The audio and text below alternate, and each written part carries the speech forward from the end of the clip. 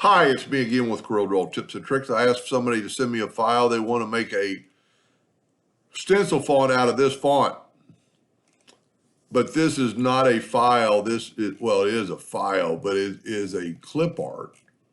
That's why it's so fuzzy. So before I'm waiting to hear back on her to give me this font, for the one I'm doing it for, I reduced it in size quite a bit. I'm going to go to Trace Bitmap Outline Trace Clip Art. It's going to do it really fast. It's already done. Then I'm going to nudge it out of the way.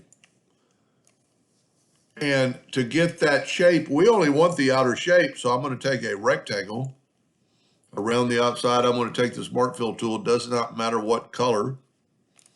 We're going to move that out of the way. In two ways you could, one, you could take there's two ways to do this. You can get the Smart Fill tool again. I'm going to set it on a different color just for the video, and you fill in that blank. Now, the other way to do it would be to go left click, right click, but then you would have to go to Object, Break Curve Apart, and get rid of that line. And now you have that shape, but I've got that shape right here. Now, looking at the shape, I'm going to go ahead and make it a hairline so you can actually see stuff better.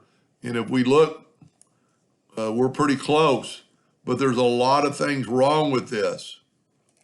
I mean, if you look, you could spend 30 minutes cleaning this up.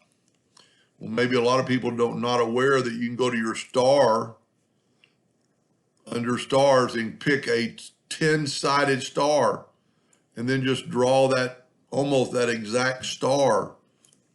And first of all, I'm going to change your, I don't know if you're a printer or engraver, but if you would draw in hairline, you're going to be a lot better off.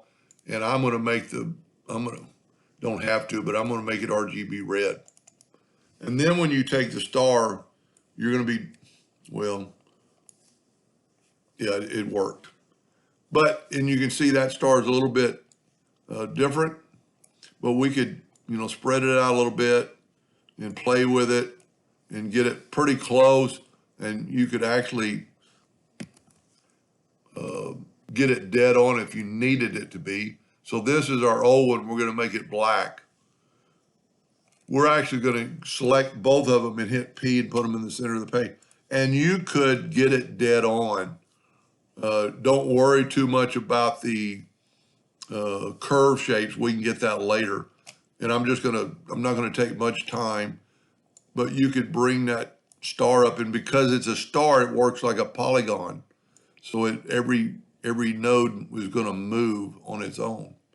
Now, let's say, because the original has rounded corners, we need to go to Object and convert it to a curve. You need to do that after you get it to about the shape you want.